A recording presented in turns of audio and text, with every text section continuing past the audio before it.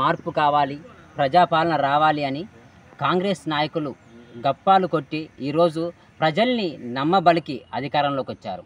కానీ ప్రజాపాలన పేరుతో ప్రజాభక్షణ జరుగుతుంది, రాక్షస పాలన జరుగుతుంది. అందుకు నిదర్శనంగా ములుగు నియోజకవర్గం ఈనాడు నిలిచింది. ములుగు నియోజకవర్గం గోవిందరావుపేట చల్వాయి మండలంలో ఇంద్రమ్మ ఇళ్లలో అవకతవకలు జరిగాయని ఒక యువకుడు ప్రశ్నిస్తే ఆ యువకుని గొంతులో ఊపిరి లేకుండా చేసింది ఈనాడు ఈ ములుగు నియోజకవర్గంలో కాంగ్రెస్ నాయకులు.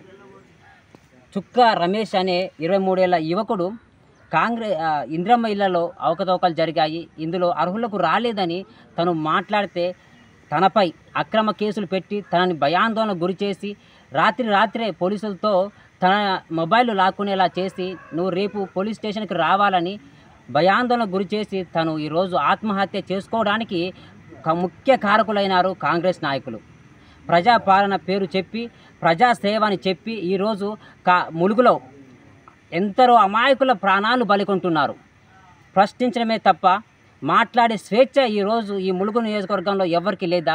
ఈరోజు ఈ ములుగు నియోజకవర్గంలో భారత రాజ్యాంగం అమలవుతుందా లేకపోతే కాంగ్రెస్ నాయకుల రాజ్యాంగమే అమలవుతుందో అర్థం కావట్లేదు. పాలిస్తారు, మా జీవితాలు బాగు చేస్తారని ఈరోజు ములుగు నియోజకవర్గంలో కాంగ్రెస్ అభ్యర్థికి అధిక మెజార్టీ ఇచ్చి గెలిపిస్తే ఆ పాలన పేరుతో ప్రాణాలు తీస్తున్నారు ఈ కాంగ్రెస్ నాయకులు. కాంగ్రెస్ నాయకులకు, కాంగ్రెస్ ఆగడాలకు అడ్డుకట్ట వేయడానికి ఇక్కడ ములుగు ప్రజలు భయపడుతున్నారు, ప్రశ్నించడానికి భయపడుతున్నారు, మాట్లాడడానికి భయపడుతున్నారు.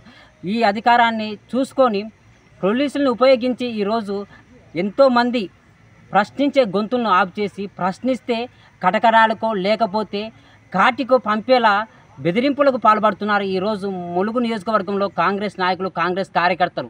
మరి దీనికి బాధ్యత ఎవరు వహించాలి?